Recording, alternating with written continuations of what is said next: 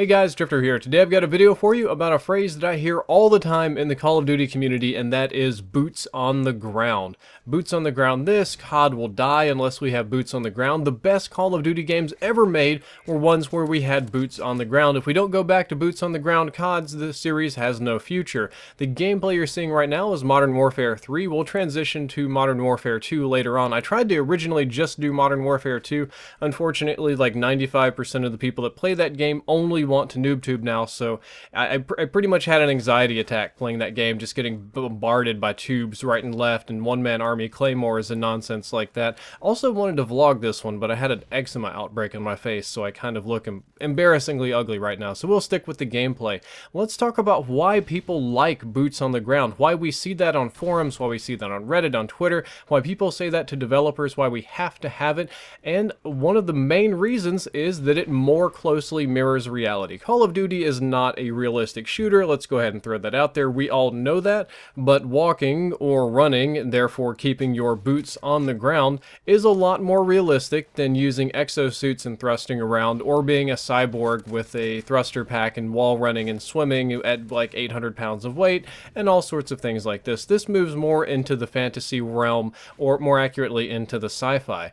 And there are a ton of people that just do not like science fiction stuff at all, even remotely. There's like a mental barrier against it. Now, I'm a nerdy guy, right? I like my sci-fi stuff. I'm very comfortable with it. I know a lot about it. I can tell you a lot about Isaac Asimov. Or if we want to get really nerdy, we can talk about Ringworld by Larry Niven, but that's a totally different thing.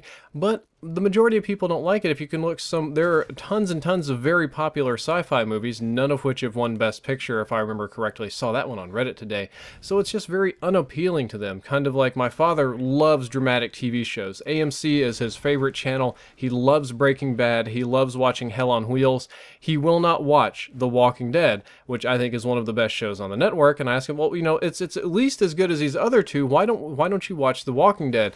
And he says that's a bunch of horse something that we try not to say here on the channel. Basically, it involved a type of sci-fi or magic, or that he doesn't like it. And we had the same kind of problem with Titanfall. People did not gravitate toward this near future augmented robots, spacey kind of thing nearly as much as they did to the hardcore real world Call of Duty thing.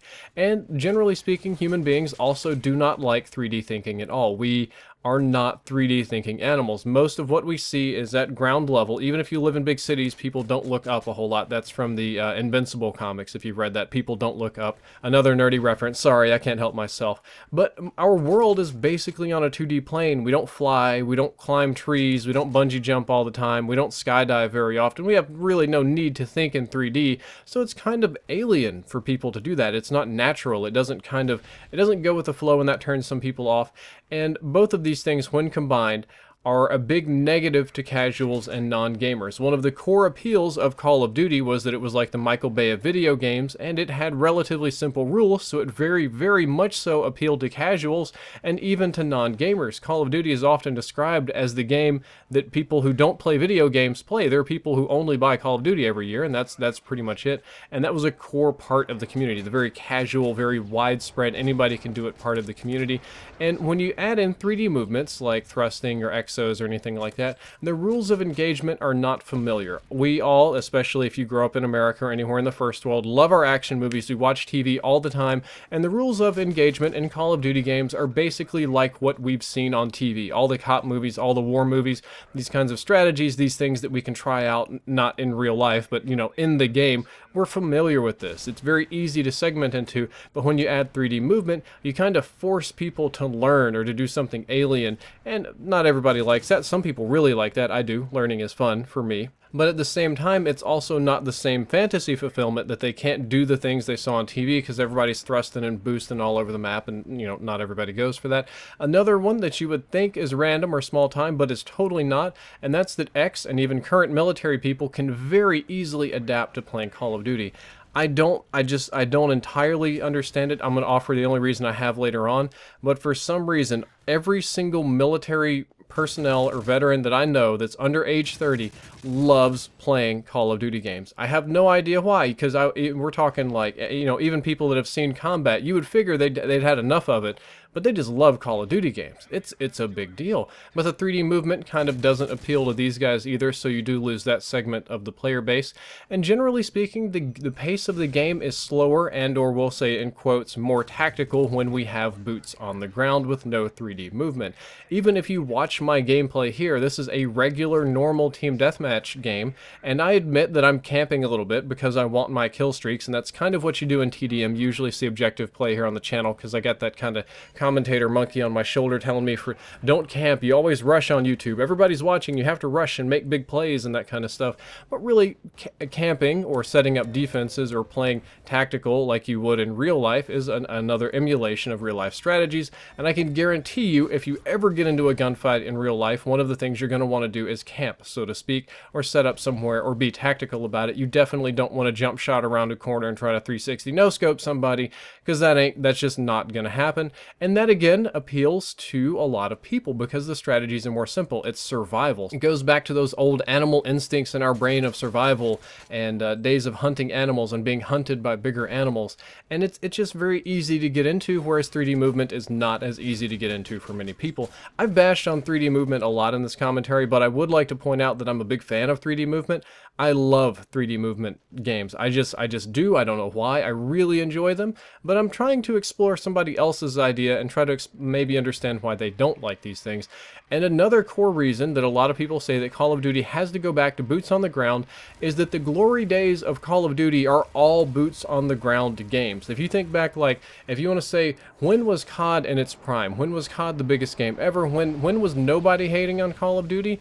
Most people are going to say either MW2, Black Ops 1, or MW3, all boots on the ground games. And I don't think that having boots on the ground was 100% the reason that these games were dominant at the time. They were doing a lot of other fantastic things when other shooters weren't. 60 FPS on consoles, really snappy controls, huge DLC offering, giant marketing push, and they were and are good games compared to the vast majority of other games out there, believe it or not. Like, it's easy to kick and make fun of COD, but COD really delivers a campaign, like a horde mode, zombies or something, and really good multiplayer every single year. Not many other games are really doing that, but when we think back to the best games, they're all boots on the ground games. They all kind of have that in common. So when people want to solve the problem of why is the COD player base declining, they immediately, do a compare right now to the past. And the most obvious difference is now we have thruster packs, and then we did not. So we're thinking maybe if we get rid of the thruster packs, the player base will go back up.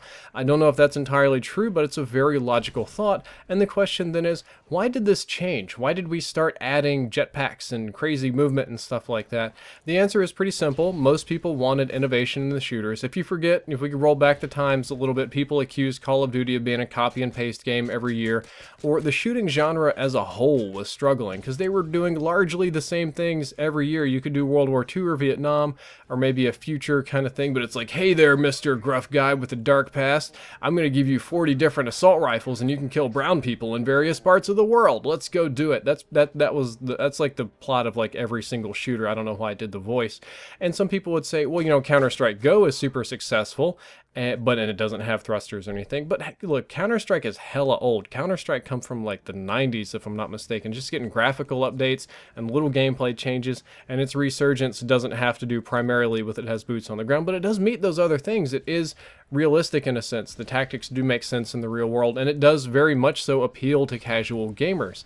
And this leads to the final question: what would happen if we got a boots on the ground game from Infinity Ward? Now, Black Ops 3 hasn't even come out yet. We're jumping way into the future, into speculation town here, but a lot of people kind of want that from Infinity Ward. They want to go back. They're kind of tired of thrusting and boosting, and they say, if we got boots on the ground, would the game be popular again? Would people and casuals mostly rush out in droves and get Call of Duty like they used to, and the game would explode and we'd win awards and all that sort of stuff?